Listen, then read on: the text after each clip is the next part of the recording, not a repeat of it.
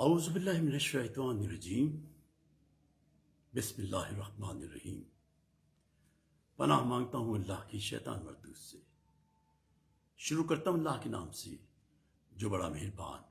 اور مسلسل رحم کرنے والا ہے۔ قائم ٹی وی دوحہ قطر سے آپ کا میزبان اقبال حیدر ندیم حاضر خدمت ہے اور سلام عرض کرتا ہے۔ پاک و ذات جو بے طلب عطا کرتا ہے، جو بے حساب دیتا ہے، جس کی عطا کو کوئی روک سکتا نہیں، جس کے فیصلے کو کوئی ٹوک سکتا نہیں۔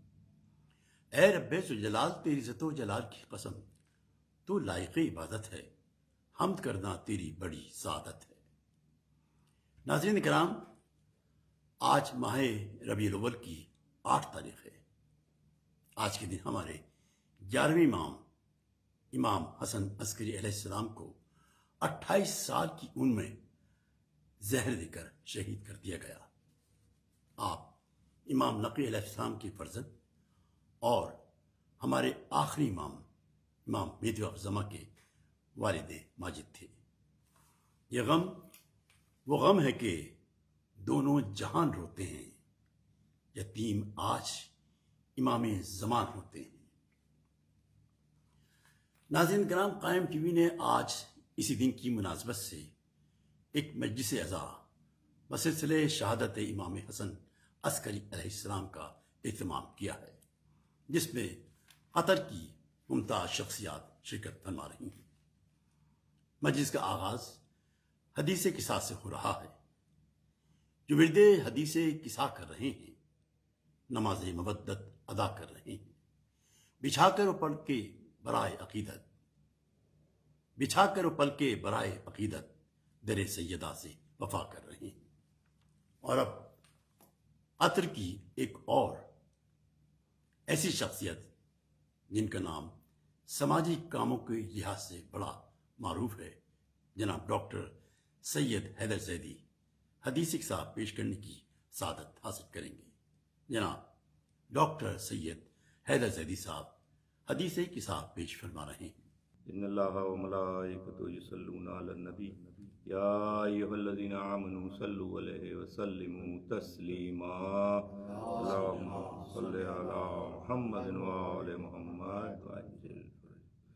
بسم اللہ الرحمن الرحیم۔ عن جابر بن عبداللہ الانصاری انہ قال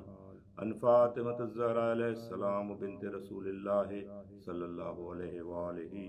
قال سمعت فاطمۃ انها قال دخل علی ابی رسول اللہ فی بعض الایام فقال السلام علیک یا فاطمۃ فقلت علیک السلام قال انی اجد فی بدنی ضعفا فقلت له اعوذک باللہ یا ابتاه من الضعف فقال یا فاطمۃ ائتینی بالکساء الیمانی فغطینی به فاتحته بالکساء الیمانی فغطیت به وسرت انظر الیہ واذا وجهه یطلع کانہ البدر فی لیلۃ تمامہ وکمالہ اللہم صل علی محمد وعلی محمد فما كانت الا ساعة واذا بولد الحسن قد اقبل وقال السلام علیک یا امہ فقلت وعلیک السلام یا قرۃ عینی وثمرت فؤادی فقال یا امہ انی اشم عندک رائحة طیبہ کانہا رائحة جد رسول اللہ فقلت نعم ان جدک تحت الکساء فاقبل الحسن نحو الکساء وقال السلام علیک یا جدہ یا رسول اللہ اتاذن لی ان ادخل معک تحت الکساء فقال وعلیک السلام یا ولدی و یا صاحب حوضی قد اذنت لک فدخل معه تحت الکساء اللہم صل علی محمد وعلی محمد وعجل فما كانت الا ساعة واذا بولد الحسین قد اقبل وقال السلام علیک یا امہ فقلت وعلیک السلام یا ولدی و یا قرۃ عینی والثمرة فؤادی فقال لی یا امہ انی اشم عندک رائحة طیبہ کانہا رائحة جد رسول اللہ صلی اللہ علیہ وآلہ فقلت نعم ان جدک واخاک تحت الکساء فدني الحسين نحو الكساء فقال السلام عليك يا جداه السلام عليك يا من اختار الله أتأذن لي أن أكون معكم تحت الكساء فقال وعليك السلام يا ولدي ويا شافع أمتي قد أذنت لك فدخل معهما تحت الكساء اللهم صل على محمد وآل محمد فأقبل عند ذلك أبو الحسن علي بن أبي طالب فقال السلام عليك يا بنت رسول الله فقلت وعليك السلام يا أبا الحسن ويا أمير المؤمنين فقال يا فاطمة إني أشم عندك راية طيبة كأنها راية أخي وابن أمي رسول الله فقلت نعم ها هو مع ولديك تحت الكساء فأقبل علي نحو الكساء وقال السلام عليك يا رسول الله أتأذن لي أن أكون معكم تحت الكساء قال له عليك السلام يا أخي ويا وسي وخليفتي وصاحب لوائي قد أذنت لك فدخل علي تحت الكساء اللهم صل على محمد وآل محمد وعجل ثم أتيت نحو الكساء وقلت السلام عليك يا أبتاه يا رسول الله أتأذن لي أن أكون معكم تحت الكساء قال وعليك السلام يا بنتي ويا بنتي قد أذنت لك فدخلت تحت الكساء اللهم صل على محمد وعجل فلما اكتملنا جميعا تحت الكساء أخذ أبي رسول الله بطرف الكساء وأمي بيد اليمنى إلى السماء وقال اللهم إن هؤلاء أهل بيتي وخاصتي وعامتي لحمهم لحمي ودمهم دمي يؤلمني ما يؤلمهم ويحزنني ما يحزنهم أنا حرب لمن حاربهم وسلم لمن سالمهم وعدو لمن عاداهم ومحب لمن أحبهم إنهم مني وأنا منهم فجعل صلواتك وبركاتك ورحمتك وغفرانك ورضوانك علي وعليهم وأذهب عنهم الرجس وطهرهم تطهيرا اللهم صل على محمد وآل محمد وقال الله عز وجل يا ملائكتي ويا سكان السماوات إني ما خلقت السماء مبنية ولا أرضا مدية ولا قمرا منيرا ولا شمسا مزية ولا فلكا يدور ولا بحرا يجري ولا فلكا يسري إلا في محبة هؤلاء الخمسة الذين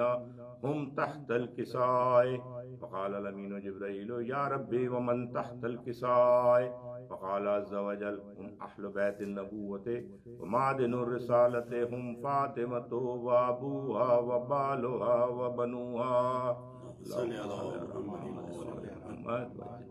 فقال جبريل يا ربي أتأذن لي أن أحبط إلى الأرض ليكون معهم سادسا فقال الله نعم قد أذنت لك فحبط الأمين جبريل فقال السلام عليك يا رسول الله العلي الأعلى يقرئك السلام ويخصك بالتحية والإكرام ويقول لك وعزتي وجلالي إني ما خلقت السماء مبنية ولا أرضا مدهية ولا قمرا منيرا ولا شمسا مضية ولا فلكا يدور ولا بحرا يجري ولا فلكا يسري إلا لأجلكم ومحباتكم وقد أذن لي أن أدخل معكم فهل تأذن لي يا رسول الله فقال رسول الله وعليك السلام يا أمين وحي الله إنه نعم قد أذنت لك فدخل جبريل معنا تحت الكساء اللهم صل على محمد وآل محمد فقال لأبي إن الله قد أوحى إليكم يقول إنما يريد الله ليذهب عنكم الرجس أهل البيت ويطهركم تطهيرا صلى على محمد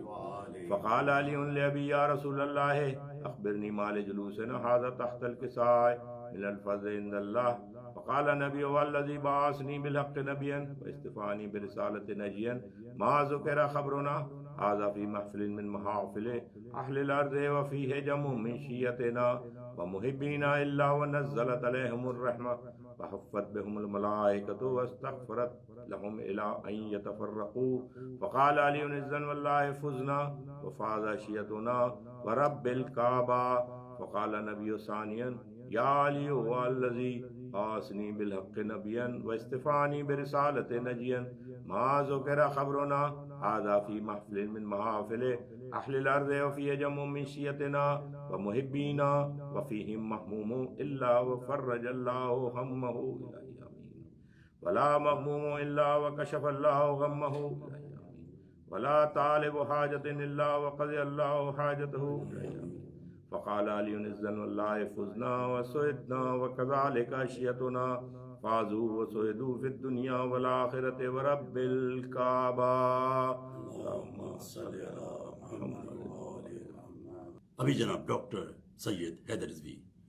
حدیث کتاب پیش کرنے کی سعادت حاصل کر رہے تھے۔ حضرت امام حسن عسکری علیہ السلام نے ارشاد فرمایا، غمگین آدمی کے سامنے خوشی کا اظہار کرنا خلاف ادب ہے۔ حسین تیرے لہو کا وقار آج بھی ہے، زمینیں کرب و بلا لالزار آج بھی ہے۔ غلاف کعبہ سے ظاہر ہے اے جہاں والو، غم حسین میں وہ سوگوار آج بھی ہے۔ اور اب سعود و سلام پیش کریں گے جناب ناظر عباس اور ان کے ہم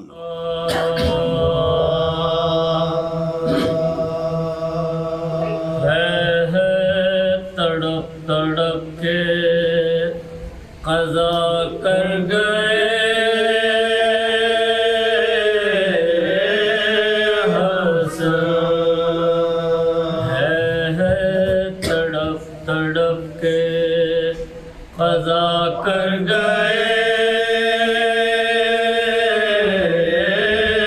حسن، دنیا سے پوچھائے غضب کر گئے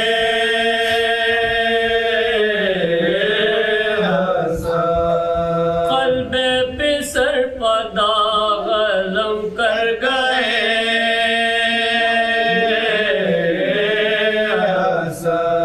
اللہ سما ہے گریا گنا مر گئے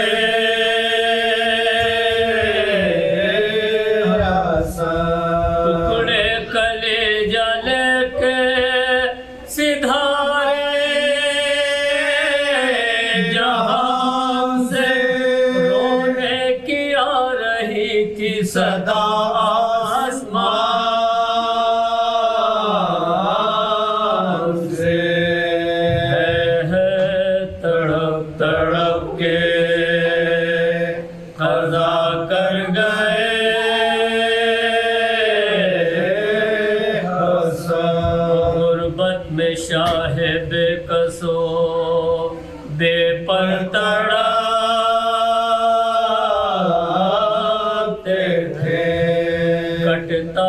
جگر تھا زہر تھے سرور تڑاتے تھے، تھامے کلیجہ بے کسو مستر تڑاتے تھے، کوئی نہیں تھا یاورو ناصر تڑا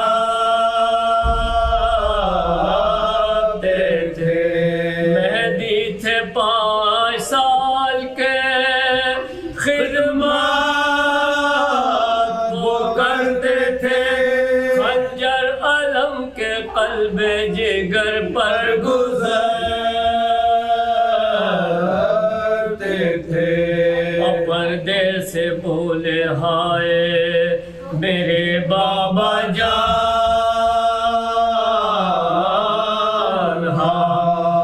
آزار جھیلے ہائے میرے بابا جان،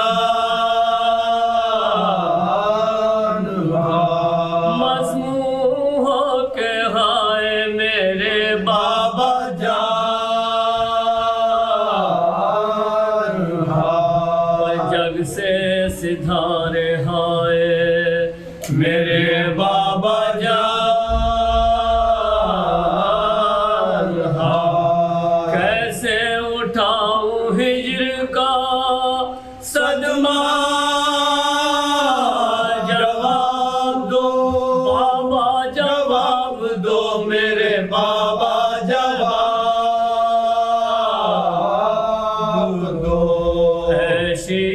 اٹھ رہا ہے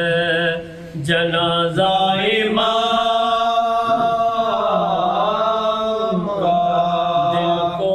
دکھا رہا ہے جنازہ امام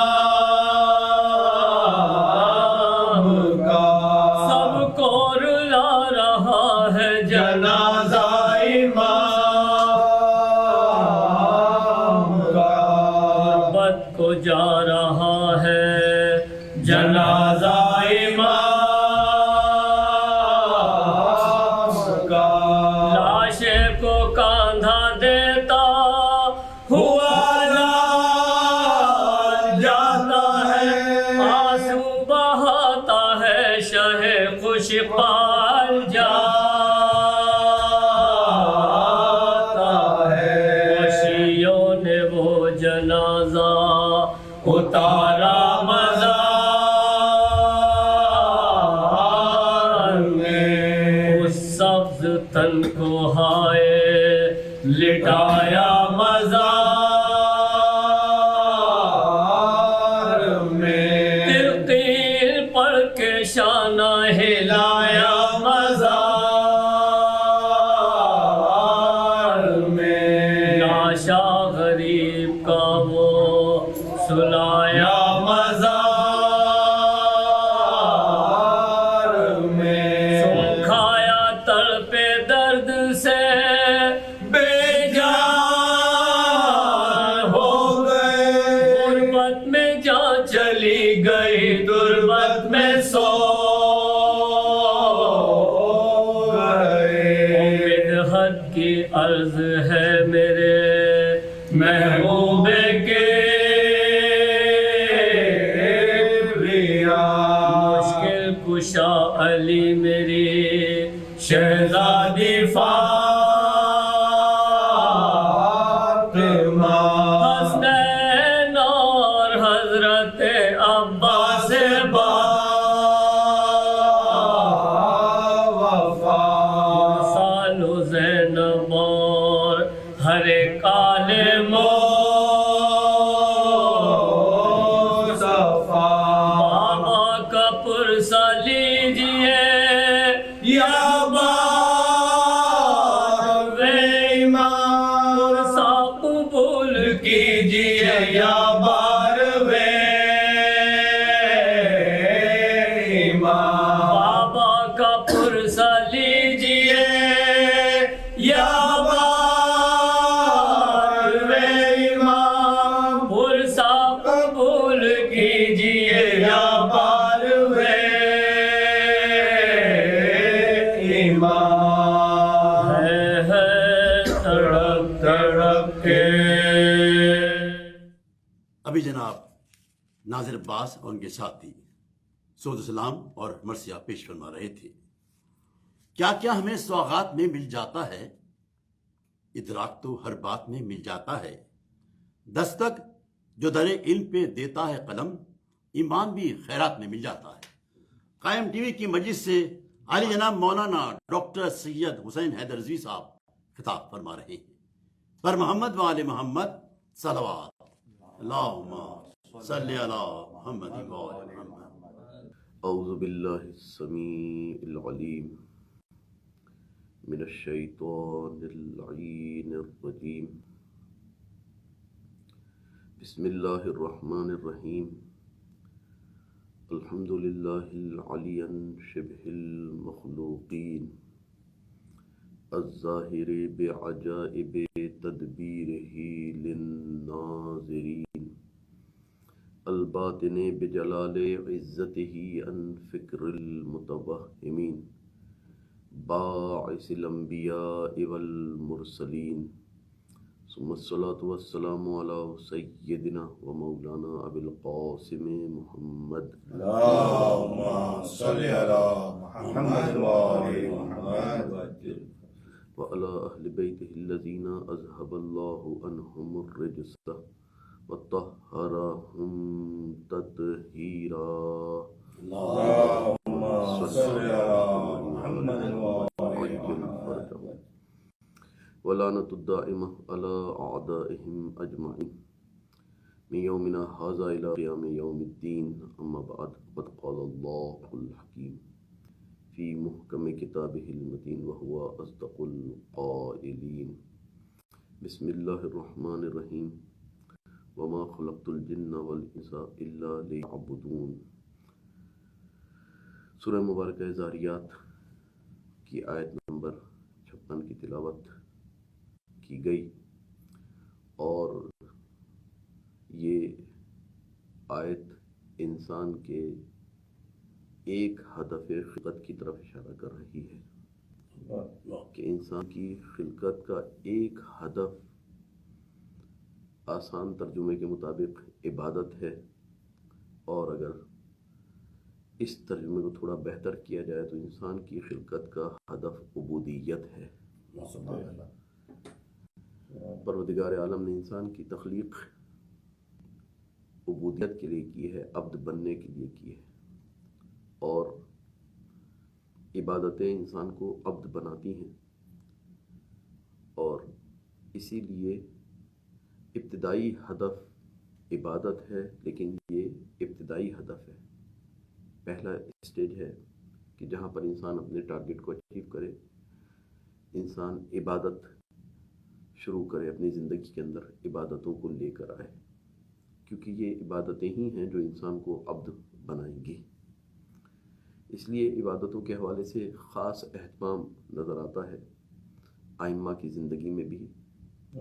اولیاء کی زندگی میں بھی، اور انبیاء کی زندگی میں بھی، کیونکہ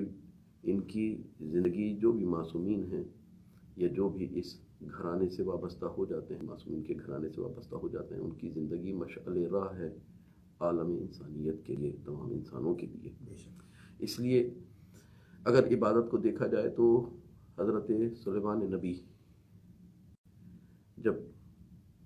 ہوا پر تسلط ہے، جنوں پر تسلط ہے، اور پروردگار نے بہت ساری قوتیں حضرت سلیمان نبی کو عطا کی ہوئی ہیں،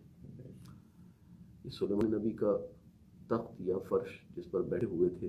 ہوا کے دوش پر اڑا چلا جا رہا تھا، کہ ایسے میں ایک کسان جو زمین پر اپنے کھیت میں کھیتی باڑی کر رہا تھا، اس نگاہ جب حضرت سلیمان کے تخت پر پڑی ہوا میں اڑتے ہوئے، تو ایک بار آسمان کی طرف نگاہ کر کے کہا پروردگار تو نے داؤد کے فرزند کو تو بہت کچھ عطا کر دیا، اور میں یہاں پر کھیتی باڑی کر رہا ہوں۔ بہرحال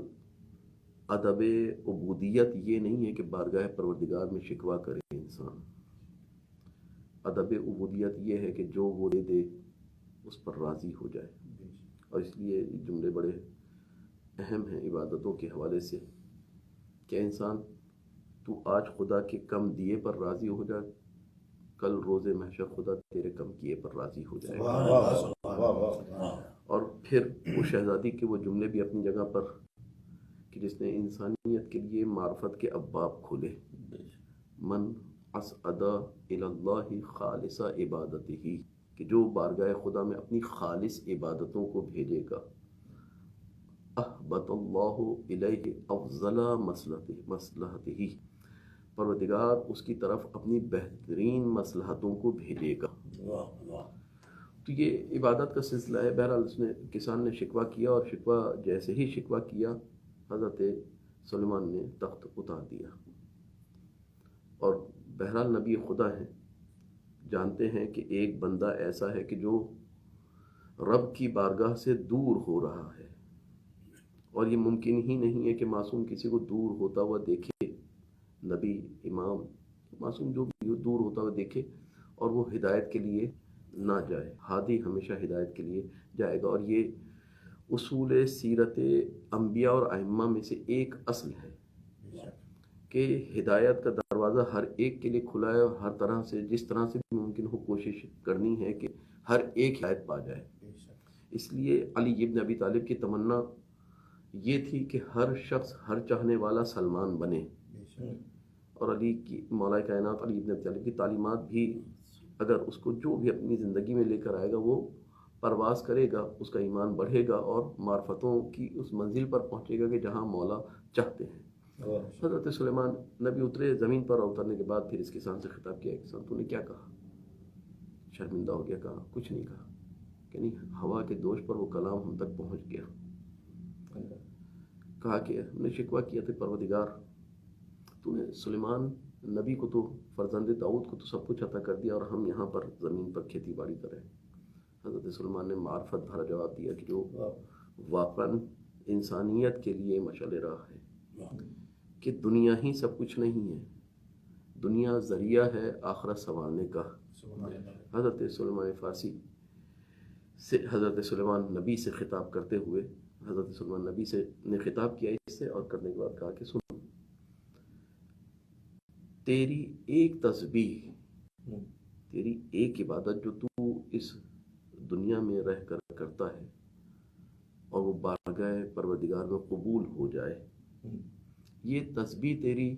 ایک تسبیح تیری میری تمام سلطنت، تمام حکومت، جنوں پر تسلط اور یہ جتنا جو کچھ لاؤ لشکر میرے ساتھ ہے ان سب سے بہت افضل ہے. حضرت سلیمان نبی کا یہ خطاب، اور اس نے بہرحال سر جھکا لیا، نبی خدا ہیں، ہدایت کے لیے بہرحادی بھی ہے، مانتا بھی ہے، لیکن دل میں خلش رہ گئی کہ شاید نبی خدا مجھے تسلی دے رہے ہیں. اب حضرت سلیمان نے اس کے لیے برہان اور دلیل قائم کی کہ سن، میری حکومت، میرا تخت، میرا تاج، میرے اختیارات اس دنیا میں ہیں. جب تک میں ہوں تب تک یہ اختیارات ہیں، اور جس دن میں دنیا سے جاؤں گا یہ تخت، تاج سب کچھ یہیں رہ جائے گا. لیکن وہ ایک تسبیح جو تو کرے گا بارگاہ خدا میں اگر قبول ہو جائے گی تو دنیا میں بھی تیرے ساتھ ہے، دنیا سے جب تو جائے گا اور قبر میں داخل ہوگا قبر میں بھی تیرے ساتھ ہے، اور قبر سے نکل کر برزخ میں پہنچے گا برزخ میں بھی تیرے ساتھ ہے، برزخ سے نکل کر قیامت میں تیرے ساتھ ہے. یہ تسبیح تیرا ساتھ نہیں چھوڑے گی. اب مجھے بتا کہ وہ چیز جو ہمیشہ ساتھ رہے وہ افضل ہے یا جو ساتھ چھوڑ دے وہ افضل ہے. نعرہ صلوات اللہم صلی علی محمد و آل محمد. یہ عبادتیں ہیں جو انسان کو انسان بناتی ہیں، عبد بناتی ہیں، لیکن عبادت انسان کو جو عبد بنائے، عبادت وہی بارگاہ پروردگار میں بہرحال مقبول ہے. عبادتوں کا سلسلہ ایک بار تکلیف اپنے کاندھوں سے ہٹانے کے لیے ہوتا ہے، لیکن بس یعنی اس سے بڑھ کر مرحلہ یہ ہے کہ نہیں، عبادت وہ کہ جو عبد بنائے. پروردگار کو خالی عابد نہیں چاہیے، مطلوب پروردگار خالی عابد نہیں ہے بلکہ ایسا عابد جو عبد بن جائے. ورنہ عبادتیں تو شیطان نے بھی بہت کی تھی، عابد بہت بڑا تھا لیکن عبد نہیں بنا. عبد وہ ہے جو اپنی خواہشات کو مالک کی رضا کے سامنے قربان کر دے، اپنے آپ کو بارگاہ پروردگار میں مٹا دے. جب اس در پر مٹ جاتا ہے، اس بارگاہ میں اپنے آپ کو مٹا دیتا ہے، پروردگار اس کو بقائے دائمی عطا کر دیتا ہے. اسی لیے عبودیت کا سلسلہ ہے کہ عبد، عبادت سے عبد بننا ہے، اور ایسا عبد کہ جو خالص ہو جائے اپنے رب کی بارگاہ میں. اور جتنا جتنا خلوص بڑھتا چلا جاتا ہے عبادتوں کا معیار بھی بڑھتا تک چلا جاتا ہے، کیونکہ خلوص انسان کی معرفت بڑھتی ہیں، اور عبادتوں کا معیار ملاک معرفت کے اعتبار سے طے ہوگا. جس کی جتنی معرفت زیادہ ہوگی، جو جتنا بڑا عبد ہوگا، اس کی عبادت اتنی ہی زیادہ گراں قدر، ثقیل، وزین ہو جائے گی، وزن والی ہو جائے گی. اور جیسی معرفت ہوگی اسی اعتبار سے اس کی عبادت کا وزن ہوگا. اب دیکھ لیجئے کہ 2 رکعت نماز ایک عام آدمی پڑھتا ہے، وہی 2 رکعت نماز مولا کائنات پڑھتے ہیں، وہی 2 رکعت نماز بہرحال رسول خدا پڑھتے ہیں. جیسے جیسے شخصیت بدل رہی ہے ویسے ویسے نماز کا وزن بھی تبدیل ہو رہا ہے، ویسے ویسا نماز کا وزن بھی تبدیل ہو رہا ہے. نماز وہی 2 رکعت ہے لیکن پڑھنے والی زوات جیسے جیسے تبدیل ہوتی ہیں ویسے ویسے ثواب نماز، جزائے نماز، وزن نماز بڑھ جاتا ہے، کیونکہ جس کی جیسی معرفت ہے خدا کی اس کا عمل ویسا ہی ہے. اور اسی لیے آپ دیکھ لیجیے تاریخ کے اندر تلوار چلانے والے بہت سارے تھے، بہت سارے افراد نے ضربتیں ماری ہیں، لیکن ایک ضربت وہ ہے کہ جس کا وزن ثقلین کی عبادت سے افضل ہو گیا. ضربت علی افضل من عبادت الثقلین. ضربت علی یوم الخندق، علی کی ایک ضربت جو یوم خندق ہے، خندق کے دن جو علی نے ایک ضربت چلائی ہے مولا کائنات کی ہر ضربت اپنے اندر عبادتوں میں سب سے افضل عبادت ہے، لیکن جو ضربت مولا نے وہاں پر چلائی ہے اس کا مقابلہ ثقلین کی عبادتیں بھی نہیں کر سکتی، کیونکہ خلوص کمال پر ہے. جب خلوص کمال پر ہو تو پھر اس وقت چھوٹا سا کام بھی بارگاہ خدا میں بڑا ہو کر بزرگ ہو کر قبول ہوتا ہے وزن بہرحال معرفت کے اعتبار سے. اور اسی لیے خدا نے کہا کہ اے میرے بندے تو چھوٹی نیکی کر کے یہ نہ سوچ کے بڑی نیکی کرنے کے امید میں چھوٹی نیکیوں کو چھوڑ دے. نہیں، یہ چھوٹی چھوٹی نیکیاں ہی ہماری بارگاہ میں بڑی ہو جاتی ہیں. اور کسی چھوٹے گناہ کو یہ سمجھ کے انجام نہ دے کہ یہ گناہ بہت چھوٹا ہے. گناہ بہت چھوٹا ہے لیکن جس کی بارگاہ میں تو کر رہا ہے وہ بہت بڑا ہے. سبحان اللہ سبحان اللہ. تو یہ نہ سوچ کے نیکی چھوٹی ہے یا گناہ چھوٹا ہے. نہیں، چھوٹی نیکی بھی اس کی بارگاہ میں جو اکبر ہے اس سے بڑا کوئی نہیں ہے. جب وہ اکبر ہے تو جو چھوٹی نیکی بھی اس کی بارگاہ میں جاتی ہے تو اکبر ہو جاتی ہے. سبحان اللہ. وہ ذات ہے جو قلیل کو کثیر میں بدل سکتی ہے. لیکن شرط یہ ہے کہ خلوص کے ساتھ اس چھوٹی سی نیکی کو بھی انجام دے. اس لیے چھوٹی چھوٹی نیکیاں اپنے دامن میں انسان لیتا چلا جائے. اگر فرش عذاب بچھانے کی نیکی تو فرش عذاب بچھانے میں قباحت محسوس نہ کرے. عزاداران امام حسین کی خدمت اور چھوٹی سی خدمت بھی کر سکتا ہے. اگر وہ چھوٹی سی خدمت کرنے بھی آر محسوس نہ کرے. اور اس در پر تو اس کو بھی بہت بلند کر دیا جاتا ہے جو عزاداروں کی جوتیاں سیدھی کرتا ہے. کچھ نہیں کرتا، صرف عزاداروں کی جوتی سیدھی کر دینا بھی ایک خدمت ہے. فرش عزا کو بچھا دینا، فرش عزا کو اٹھا لینا، زیارت پڑھا دینا، حدیث قصہ پڑھ دینا، ایک شعر اس بارگاہ میں آ کے پڑھ دینا، یہ تمام خدمتیں وہ ہیں کہ جو بظاہر تو بہت چھوٹی چھوٹی نظر آتی، لیکن یہ وہ بارگاہ ہے کہ جہاں پر چھوٹی چھوٹی نیکیوں کو چھوٹا نہیں دیکھا جاتا بلکہ خلوص کی قدر کی جاتی ہے کہ کتنے خلوص سے انجام دی گئی ہیں نیکیاں. تو یہ خالص جتنا خالص ہوتا چلا جائے گا انسان اتنا عبد بنتا چلا جائے گا. اور جب عبد بن جائے گا تو ایک منزل وہ آئے گی کہ جہاں پر خدا کی معرفت کا مرتبہ علم سے نکل کر وجدان تک پہنچ جائے گا. دو لفظ ہیں، پروردگار کی عالمانہ عبادت اور ایک پروردگار کی واجدانہ عبادت. یہ دو مرحلے الگ الگ ہیں. خدا کو جان کر اس کی عبادت کرنا اور عبد بن جانا یہ الگ مرحلہ ہے. ایک بار خدا کو پا کر خدا کی عبادت کرنا اور عبد بن جانا یہ الگ مرحلہ ہے. عالمانہ عبادت میں انسان مخلوق کے ذریعے سے خدا کو پہچانتا ہے، علم پروردگار ہو جاتا ہے کہ ہاں کوئی ہے ذات کے جس نے مجھے اس دنیا میں بھیجا اور یقیناً میری تخلیق کا ہدف ہے. یہ عالمانہ عبادت ہے. لیکن جیسے جیسے معرفت بڑھتی چلی جاتی ہے ویسے ویسے انسان پھر اس مرحلے پر آ جاتا ہے کہ وہاں پر عالمانہ عبادت نہیں ہوتی، واجدانہ عبادت ہوتی ہے. اور واجدانہ عبادت ہی انسان کی عبادتوں کو عاشقانہ بناتی ہے. یہ واجدانہ عبادت ہے کیا کہ انسان جب وجد کی منزل پر پہنچ جاتا ہے، جان کر عبادت کرنا اور ہے، پا کر عبادت کرنا اور ہے. جب قلب میں خدا کی معرفت تجلی اتنی بلند ہو جاتی ہے کہ انسان کی بصیرت کی آنکھیں کھل جاتی ہیں. بظاہر انسان کی ظاہری آنکھیں جیسی بھی ہوں کچھ دور دیکھ سکتی ہیں، لیکن جب بصیرت کی آنکھ کھلتی ہے تو یہ بصیرت کی آنکھ کہاں دیکھتی ہے؟ مولا کائنات علی بن ابی طالب سے جب کسی نے پوچھا کہ مولا یہ بتائیے کہ آپ خدا کی عبادت کرتے ہیں، کیا خدا کو دیکھا ہے؟ کہا میں ایسے خدا کی عبادت ہی نہیں کرتا جس کو دیکھا نہ ہو. کیا ظاہری آنکھوں سے دیکھا؟ ظاہری آنکھوں سے نہیں، قلب کی آنکھوں سے دیکھا ہے. کیوں؟ وجدتک اہلا للعبادہ، اے پروردگار تجھے میں نے پا کر عبادت کی ہے. عالمانہ عبادت اور ہے، پا کر عبادت کرنا اور ہے. جب انسان پا لیتا ہے تو معرفت کے اوج پر ہوتا ہے، اور جب پا لیتا ہے تو فاصلے ختم ہو جاتے ہیں، اور جب فاصلے ختم ہو جاتے ہیں قرب کی انتہا پر پہنچ جاتا ہے. اور جو مقربین کی منزل سے نکل کر اعلیٰ علیین کی منزل پر پہنچ جاتا ہے، وہاں پر مرحلہ یہ ہوتا ہے کہ انسان کی عبادتیں پھر تاجرانہ نہیں رہتی، وہاں پر انسان کی عبادتیں غلامانہ نہیں رہتی. وہاں اللہ یہ کہتے ہوئے نظر آتے ہیں کہ پروردگار میں تیری جنت کی لالچ میں تیری عبادت نہیں کی، تیرے دوزخ کے خوف سے تیری عبادت نہیں کی، بلکہ وجدتک اہلا للعبادہ، میں نے تجھے اس قابل پایا ہے کہ تیری عبادت کی جائے. یہ عبادت عاشقانہ ہے کہ جو انسان کو عاشق بنا دیتی ہے. اور جب انسان عاشق خدا بن کر عبادت کرتا ہے تو وہاں پر پھر عاشق لیتا نہیں ہے، عاشق دیتا ہے. تاجر لے کر خوش ہوتا ہے، عاشق دے کر خوش ہوتا ہے. تاجر مانگتا رہتا ہے، چاہتا رہتا ہے، عبادتوں کے بدلے دنیا مانگ لیتا ہے، کبھی کبھی عبادتوں کے بدلے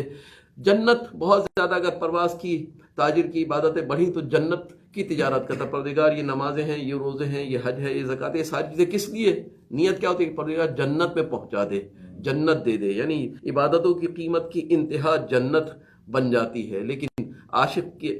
عاشق کی عبادتیں جنت کے لیے نہیں ہوتی، جنت سے بالاتر ہوتی ہیں۔ پروردگار تو جہاں رکھے گا وہاں یہ بندہ خوش ہے، تو جہاں چاہے جس طرح چاہے بھیج دے، بس اپنا فراق، تیرا فراق میں برداشت نہیں کر سکتا۔ اور اسی لیے نہج دعائے کمیل کے اندر میرے مولا نے کہا اصبر علی عذابک، اے پروردگار تیرے عذاب پر تو میں صبر کر دوں گا، کیف اصبر علی فراقک، کیسے تیرے دوری کو میں برداشت کروں گا۔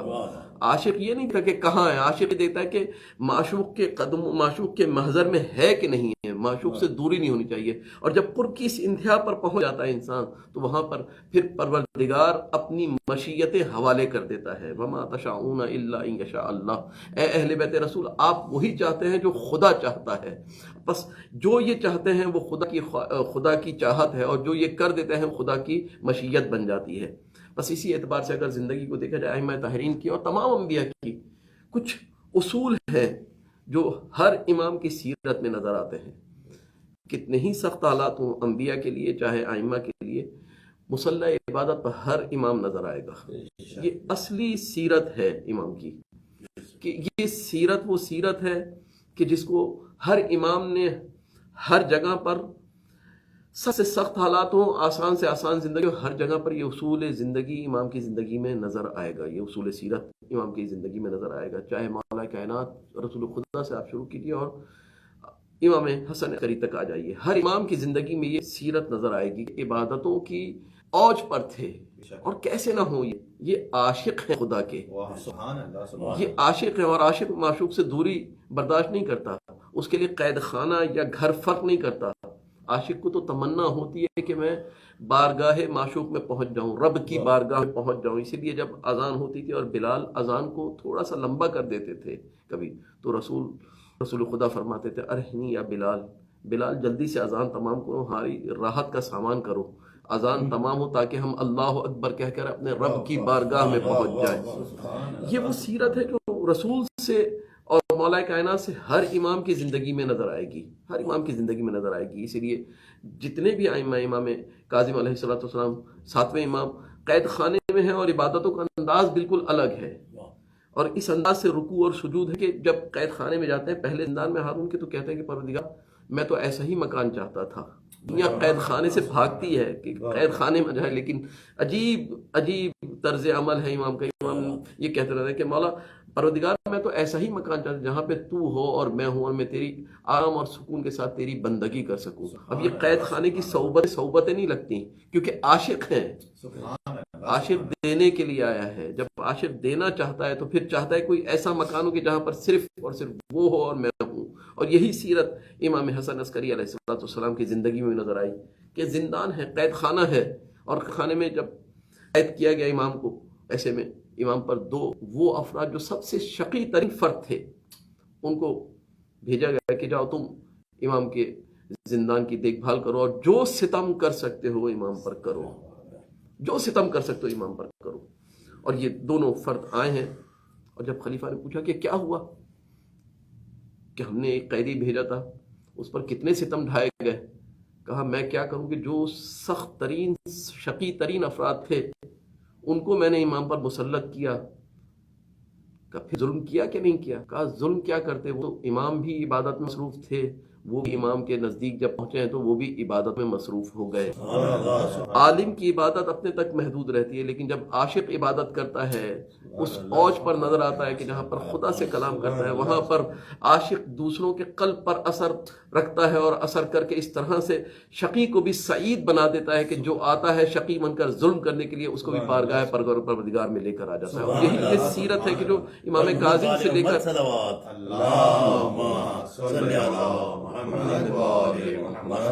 امام کاظم سے لے کر ہر امام کاظم علیہ السلام کے لیے بھی ہارون نے خاتون کا بندوبست کیا تھا کہ جائے اور تہمت لگائے، اور یہ تہمت لگانے والی خاتون جب آئی ہے، رات گزاری پوری، صبح بھیجا گیا ایک کے بعد ایک کہ جاؤ بلاؤ، سارے وزیروں کے ساتھ کھڑا ہوا ہے ہارون کہ کسی طرح سے امام کی توہین ہو سکے، اور وہ عصمت اور طہارت کے جس کا دعویٰ اہل بیت کرتے ہیں اس کو میں ختم کروں آج۔ خاتون کو بلایا جاتا ہے، بار بار نہیں آتی، ہارون خود جاتا ہے، دیکھتا ہے کہ ایک طرف امام سجدے میں ہے اور ایک طرف امام کے پیچھے وہ خاتون بھی سجدے میں۔ خاتون کو اٹھاتا ہے، کہا بتا تیرے ساتھ کیا ہوا، کہا سچ بتاؤں کہ جھوٹ بتاؤں، اب اتنے وزراء ان کے سامنے یہ نہیں کہہ سکتے کہ جھوٹ بول کہا سچ بتا، کہا اے ہارون تو نے مجھے بھیجا تھا اس لیے تاکہ میں امام پر تہمت لگاؤں، لیکن جب میں آئی ہوں اور امام کو سجدے کی حالت میں دیکھا ہے، میں صرف دیکھ ہی رہی تھی کہ امام کے لبوں سے جب صدا نکلی سبوح قدوس رب الملائکۃ والروح، یہ عاشق ہے، عاشق کی عبادت کے ساتھ کائنات عبادت کرتی ہے۔ جب امام نے یہ الفاظ کہے سبوح قدوس رب الملائکۃ والروح کا، جیسے ہی یہ الفاظ امام کے لبوں سے ادا ہوئے، در و دیوار سے زندان کی ہر اینٹ سے یہی صدا آنے لگ گئی، سبوح قدوس، اور اس صدا نے میرے قلب کو تسخیر کر لیا، میں بھی سجدے میں گر گئی، اور جب سے میں آئی ہوں میں بھی سجدے میں یہی ذکر کیے چلی جا رہی ہوں۔ عاشق عابد بنا دیتا ہے، عبد بنا دیتا ہے، اور یہی امام حسن عسکری کے لیے جو زندان میں 2 شقی ترین افراد بھیجے گئے تھے، جب آئے ہیں اور ان سے پوچھا گیا کہ تم نے ظلم کیوں نہیں کیا، کہا ہم کیا کریں، یہ شخص جو دن کو روزے رکھتا ہے اور رات کو جب قیام میں کھڑا ہوتا ہے، کبھی قیام میں نظر آتا ہے، کبھی رکوع میں نظر آتا ہے، کبھی مناجات کرتا ہے اپنے رب سے، اور اس کے چہرے کی طرف جب ہم نے نگاہ کی پہلی بار تو اس کے چہرے پر نگاہ نے ہمارے قلوب کو تسخیر کر لیا۔ یہ ہے وہ عاشق، عاشق خدا کا چہرہ بھی خدا کی یاد دلاتا ہے، عاشق خدا کا چہرہ بھی خدا کی بارگاہ میں لے کر آ جاتا ہے، اور یہ 2 فرد جو آئے تھے ظلم کرنے کے لیے، امام کے چہرے کی ایک جھلک نے ان کو مصلی عبادت پر لا کر کھڑا کر دیا۔ یہ ہے سیرت امام حسن عسکری علیہ السلام، اور امام کا دور دیکھیں تو پورا شوق دور ہے، اور 28 سال کی زندگی ہے کل امام کی، اور یہ زندگی ہر ایک کے لیے اس کے اندر وہ نمونہ عمل یا مشعل راہ ہے کہ ہر ایک اس زندگی سے کچھ نہ کچھ حاصل کرے گا، کچھ یعنی پوری زندگی ہی امام کی ہر ایک کے لیے بہرحال اسوہ ہے۔ سیرت امام کی اس قابل ہے کہ ہر کوئی اس سیرت کو اپنائے، اور امام کی مشکلات کا اگر اندازہ کیا ہے تو وطن سے دوری سب سے پہلی مشکل، اور پھر ہر لمحے بادشاہ وقت کے نمائندے اور لشکر کے افراد امام کی نگرانی کر رہے ہیں، اور جو بھی امام کا چاہنے والا امام سے نزدیک ہونا چاہتا ہے اپنی جان سے چلا جاتا ہے۔ اس لیے امام نے خط میں لکھا اپنے بہت قریبی چاہنے والوں کو کہ اب ہمارا نام نہ لینا، اور یہاں تک امام کو یہ لکھنا پڑا اور یہ پیغام پہنچانا پڑا اپنے چاہنے والوں تک کہ جب کبھی ہم سے ملنے کے لیے آؤ تو ہمیں سلام کرو، ہمیں سلام نہ کرو، کیونکہ تم ہمیں سلام کرو گے تمہاری جان چلی جائے گی۔ اور ایسا دور ہے، اور ایسے دور میں اگر ہدایت کے ابواب کھولنے ہیں امام کو تو یہ امام کی ہی ذات تھی کہ جس نے ہدایت کے کیسے ابواب کھولے ہیں۔ اس دور کے اندر بھی کس طرح سے اپنے چاہنے والوں کو ہدایت کی راہ دکھائی ہے، خدا تک پہنچایا ہے، کس انداز سے پہنچایا ہے۔ احمد بن اسحاق راوی اور بڑا معتبر راوی ہے جس نے 3 ائمہ کو درک کیا، اور امام حسن عسکری کا خاص نمائندہ ہے، خصوصاً امام کی طرف سے وکیل بھی ہیں یہ،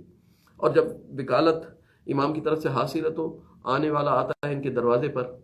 اور دروازہ دق الباب کرتا ہے، پوچھتے ہیں کون آیا، کہا فلاں فلاں آیا ہے، کہا کون ہے، کہا فلاں فلاں فلاں، تعارف کروائے گا، کہا واپس کر دو اس کو، ہم اسے نہیں ملیں گے، اور انتہائی توہین آمیز لہجے کے اندر کو واپس کروا دیا۔ اور پھر جب یہی احمد بن اسحاق موقع ملا اور چھپتے چھپاتے امام کی خدمت میں پہنچے تو امام نے بھی کہا احمد بن اسحاق ہم تم سے نہیں ملیں گے۔ کہا مولا کیا کوئی خطا ہو گئی، وکیل ہیں، اور جب جاتے تھے چھپتے چھپاتے پہنچ جاتے تھے امام کا، امام فوراً بلا لیتے تھے۔ یہ سیرت ہے امام کی، یہ سیرت اصول سیرت جو ہم دے رہے ہیں، بتا رہے ہیں کہ کس طرح سے برتاؤ کرنا ہے ایک مومن کو دوسرے مومن سے۔ کہا کہ مولا کوئی غلطی ہوگی، کہا تو نے ہمارے چاہنے والے کو اپنے گھر میں آنے نہیں دیا، فقط گھر میں نہیں آنے دیا، اس کی توہین کی تو نے، اور یہ ہمیں مومن کی توہین گوارا نہیں ہے۔ بیٹھ گیا مولا، کہا مولا میں نے اس لیے توہین کی تھی، وہ گناہ کبیرہ کا مرتکب ہوتا تھا، کھلے عام گناہ کرتا تھا، اور ایسا گناہ کہ وہ فسق اور فجور کے زمرے میں آتا ہے، اور اس گناہ کے اوپر میں کس طرح سے اسے ملتا، اور یہ اصول سیرت امام نے دیا، اور یہ ہدایت کے ابواب ہے جو کھولے امام نے۔ کہا گناہ گار سے نفرت نہ کرو، گناہ گار کے گناہ سے نفرت کرو۔ یہ گناہ گار کا احترام تم کرتے، اگر ہماری وجہ سے کرتے تو بہت اچھا ہوتا، اس کے گناہ سے نفرت کرو، اس کے گناہ کو اس کو لے کر آؤ گناہ کے راستے سے اطاعت کے راستے کی طرف۔ اور یہ الفاظ جب اس نے جا کر بتایا اس شخص کو کہ ہم تم سے نہیں ملے تھے اور اس وجہ سے نہیں ملے تھے، جب امام کی الفاظ سنے تو اسی دن سے تمام گناہوں کو ترک کے اسی طرح سے مطیع پروردگار بن گیا جیسے مطیع پروردگار ہونا چاہیے۔ یہ ہے عاشق، دور بیٹھ کر بھی ہدایت کے دروازے جب عاشق کھولتا ہے تو اس بندے کو گناہگار بندہ ہے، عاصی بندہ ہے، اس کو بھی عبد بنا دیتا ہے۔ یہ تھی امام کی زندگی، اور امام کی زندگی کے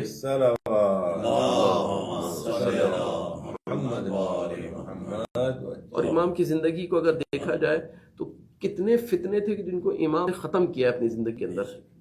کئی فتنے ہیں کا تذکرہ کیا جا سکتا ہے، لیکن واقفیہ کا فرقہ واقفیہ کا فتنہ، غالیوں کا فتنہ،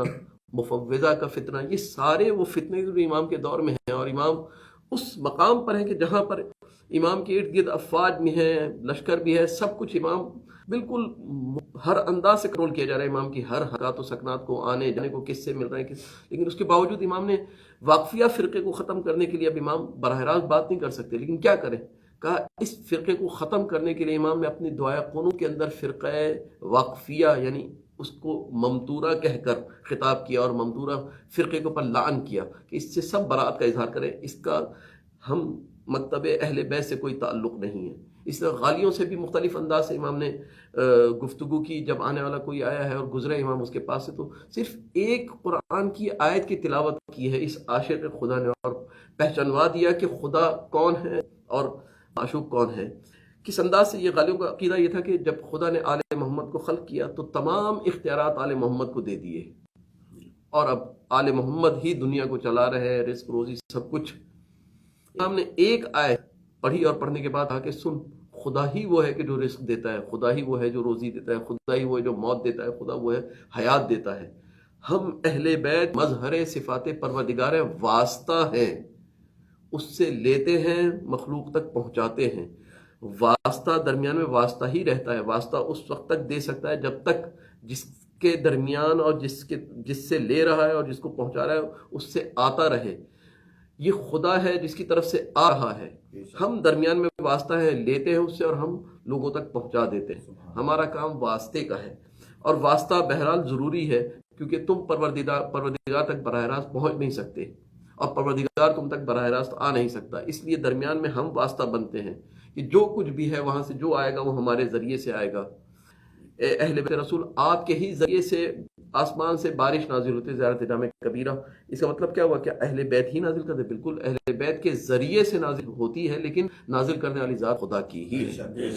اہل بیت کی زندگی میں توحید کا اثر ہر جگہ پر نظر آئے گا کہ جہاں پر اپنا تعارف کروایا اہل بیت نے وہاں پر خدا کی شان کو بھی بیان کیا ہے. جہاں اپنے فضائل کو بیان کیا وہاں پر فوراً اپنے مخلوق ہونے کا اظہار بھی کیا اور خدا کے خالق ہونے کا اظہار بھی کیا کہ ہم کتنے ہی بلند ہو جائیں فضائل کی دنیا کے اندر، جو بھی فضیلتیں ہیں سب کی سب خدا کی توحید کے سائے میں ہیں. یہ خدا ہے جس نے فضائل عطا کیے ہیں، یہ کمالات سب خدا کی طرف سے ہیں. اب یہ سوچ لو کہ ہم مخلوق ہو کر اتنے صاحب کمالات ہو سکتے ہیں، تو جو خالق ہے اس مخلوق کا، جو خالق ہے ان کمالات کا، اس کے کمالات کی انتہا کیا ہوگی؟ جب ہمارے کمالات کی انتہا کو تمہاری عام انسانوں کی عقلیں درک نہیں کر سکتی، تو وہ خالق ہے، اس کے کمالات کو کیسے درک کرو گے؟ اور یہی وہ تعلیمات تھیں امام کی، جس کے بعد جب بڑھا ہے سلسلہ امام کی ہدایت کا اور لوگ امام کی طرف متوجہ ہونا شروع ہوئے، بادشاہ کو اپنی بادشاہت، خلیفہ کو اپنی خلافت خطرے میں لگی. اب وہ مقام آیا کہ برداشت نہیں ہو رہا کہ کسی طرح سے امام کو ختم کر دیا. اور ہر خلیفہ نے، جو امام نے 3 خلفاء کے دور کو دیکھا ہے، ہر خلیفہ نے امام کو ختم کرنے کی کوشش کی، کبھی زہر دے کر، کبھی کسی انداز سے. لیکن بہرحال جو ذات جب تک چاہتی ہے رکھتی ہے، اس نے اپنے اس بندے کو رکھا. اور جب وقت آ گیا، اس کی مشیت تھی کہ اب یہ بندہ چلا جائے، تو وقت آ گیا اور امام نے سر جھکا دیا مشیت خدا کے سامنے. تاریخ بتاتی ہے کہ جب امام کو زہر دیا گیا ہے اور امام گھر میں آئے ہیں واپس، شدت پیاس سے امام لرز رہا تھا، جسم پورے جسم پر لرزہ طاری تھا. اور جب امام تشریف لائے ہیں، آنے کے بعد ایک بار جب اپنے حجرے میں آئے ہیں تو اپنے غلام عقید کو آواز دیا ہے، عقید آ جا، جلدی سے آ جا. کہا مولا کیا ہوا؟ کہا زہر نے اثر کیا اور ہمارے جگر کے ٹکڑے ہو رہے ہیں، ایسا لگ رہا ہے کہ ہمارا جگر کٹ رہا ہے اور شدت پیاس ہے. امام کے پورے جسم پر لرزہ طاری تھا اور ایک بار کہا ہے عقید ایسا کر، ایک جام پانی کر لے کر آ جا، بڑی شدت پیاس ہے، آخری وقت ہے ہمارا، ہمیں ایک جام پانی کا دے دے. اور جیسے ہی یہ عقید پانی لے کر آیا ہے، پانی لے کر جب آیا تو یہ جام جب امام نے ہاتھ میں لیا تو چھلکنا شروع ہوا. اس چھلکتے ہوئے پانی کو لے کر امام پہنچے ہیں، اپنے دہن تک پہنچایا، لیکن جب پہنچا دہن تک تو یہی جام بار بار دانتوں سے ٹکراتا تھا، اور دانتوں سے ٹکرا کر دانتوں کی آواز، غلام کہتا ہے کہ میں نے خود امام کے دانتوں کے جام سے ٹکرانے کی آواز سنی، امام پانی نہ پی پائے، رکھ دیا جام کو۔ مولا آپ کے دانتوں سے جام ٹکرایا، اور ایک غلام دیکھنے والا تھا، آپ کے دانتوں سے جام کے ٹکرانے کی آواز سنی۔ آئیے شام کے دربار میں آئیے کہ ایک بیٹا ہے اور ایک باپ کا کٹا ہوا سر ہے، اور ظالم اپنے ہاتھ میں چوب خیزراں لے کر حسین کے دندان مبارک پر مارتا تھا، اور اس طرح سے مارتا تھا کہ چوب خیزراں اور دانتوں کے ٹکرانے کی آواز بلند ہوتی تھی۔ امام کہتے ہیں بلاؤ میرے مہدی کو، میرے فرزند مہدی کو۔ ایک بار جب میرے وقت کے امام آئے ہیں، 5 یا 6 سال کا سن ہے، اور امام جب پہنچے ہیں تو کہا اے بیٹا مہدی، یہ جام پانی کا مجھے پلا دو، میرا آخری وقت آ گیا ہے۔ امام نے اپنے ہاتھوں سے جام اٹھایا، اور جام اٹھا کر ننھے ہاتھوں سے اپنے بابا کے لبوں سے لگایا۔ امام نے پانی پی لیا، پیاس بجھ گئی۔ بیٹے نے باپ کے پیاس بجھا دی، لیکن ہاں میرا سلام ہو اس چوتھے امام پر کہ جب باپ کربلا میں حل من ناصر ینصرنا کی صدا دے رہا تھا، پیاس کی شدت تھی، حسین کے گلے پر کند خنجر چل رہا تھا، بیمار بیٹا تھا، باپ کے لیے پانی کا بندوبست نہ کر سکا۔ اللہ ولعنت اللہ علی القوم الظالمین۔ ابھی قائم ٹی وی کی وجہ سے عالی جناب مولانا ڈاکٹر سید حسین رضوی صاحب خطاب فرما رہے تھے۔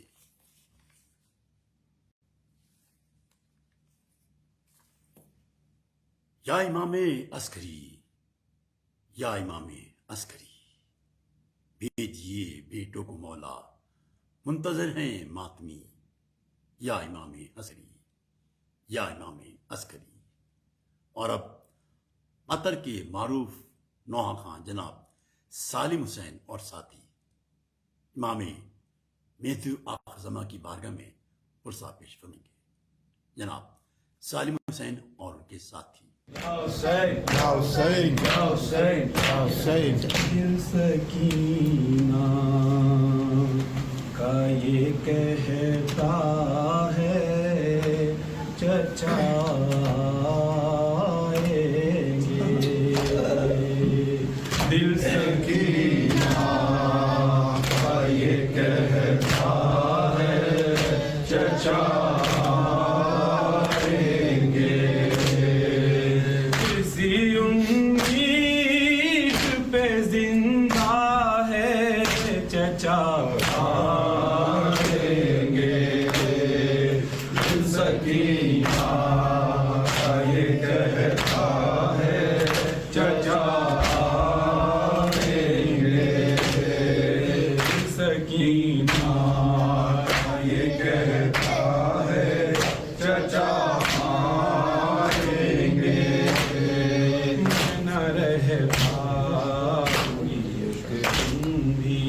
بچھڑ کر ان سے،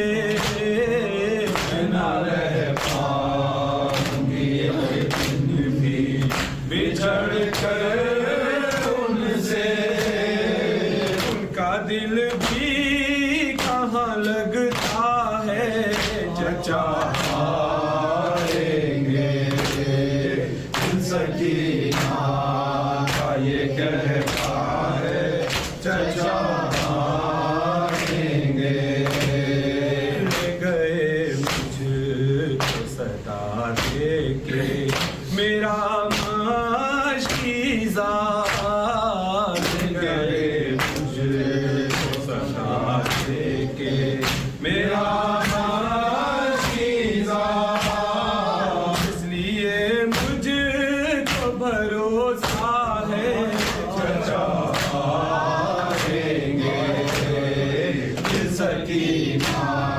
کا یہ کہتا ہے چچا آئیں گے، ایسے ماحول میں تنہا نہیں چھوڑے گے مجھے، ایسے ماحول میں تنہا نہیں چھوڑے گے مجھے، ہر طرف ظلم کا پہرا ہے چچا آئیں گے، دل سکینہ کا یہ کہتا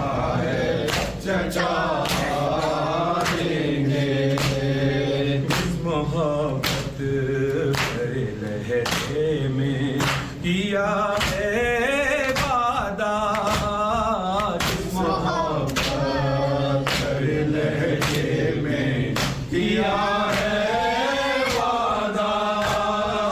اس محبت کا تقاضا ہے چچا آئیں گے، دل سکینہ کا یہ کہتا ہے چچا آئیں گے، چاہنے والی بھتیجی نے پکارا ہے انہیں، چاہنے والی بھتیجی نے پکارا ہے انہیں، کون اب روکنے والا ہے چچا آئیں گے، سکینہ کا یہ کہتا ہے چچا آئیں گے، آنکھ میں روک لیے خون کے آنسو شہنے، آنکھ میں روک لیے خون کے آنسو شہنے، جب سکینہ نے یہ پوچھا ہے چچا آئیں گے، سکینہ کا یہ کہتا ہے چچا آئیں گے، کون سمجھے گا سکینہ کی محبت و سرور، کون سمجھے گا سکینہ کی محبت و سرور، تم یہ کہتے ہوئے نکلا ہے چچا آئیں گے، سکینہ کا یہ کہتا ہے چچا آئیں گے، یا حسین کی ہے یہ مجلس عزا، حسن عسکری کی ہے، دنیا نے اہل بیت کو دل سے بھلا دیا، تبلیغ کا رسول کو اچھا سلا دیا، امت نے آہ اجر رسالت میں کیا دیا، لگتے دل رسول کو زہر لگا دیا، ماتم کی صفی مومنوں حق کے ولی کی ہے، یہ مجلس عزا حسن عسکری کی ہے، یہ مجلس عزا حسن عسکری کی ہے، زہر جفا سے دل برے شبر ہوا شہید، زاہد امام قاصر داور ہوا شہید، روح روان حیدر صفدر ہوا شہید، چشموں چراغ بنت پیمبر ہوا شہید، ماتم کی صف یہ مومنوں حق کے ولی کی ہے،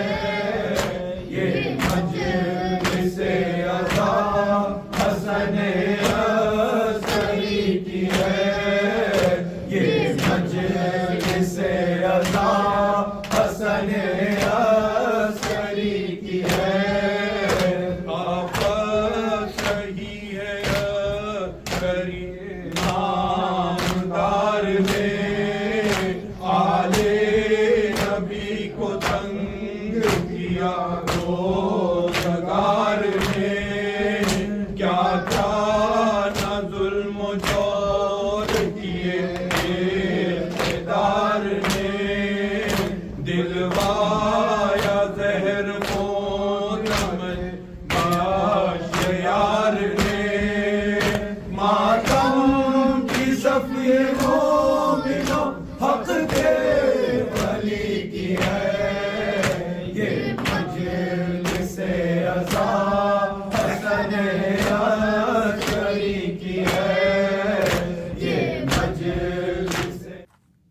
ابھی جناب سالم حسین اور ان کے ساتھی نوحہ خوانی کر رہے تھے۔ اس کے ساتھ ہی ہماری آج کی یہ مجلس اپنے اختتام کو پہنچی ہے۔ ناظرین، دعا مومن کا ہتھیار ہے، اسے استعمال کرنا چاہیے۔ ہمیں چاہیے کہ ہم اپنی دعاؤں میں اپنے مومن بھائیوں کو یاد رکھا کریں۔ دعا بندے اور خدا کے درمیان زنجیر ہے۔ دعا سب سے افضل ترین عبادت ہے، اسے ہمیں اپنانا چاہیے۔ اس دعا کے ساتھ اقبال ندیم آپ سے اجازت چاہتا ہے۔ یا رب، ہر ایک کو یہ سعادت نصیب ہو، یثرب کی کربلا کی زیارت نصیب ہو۔ اللہ حافظ۔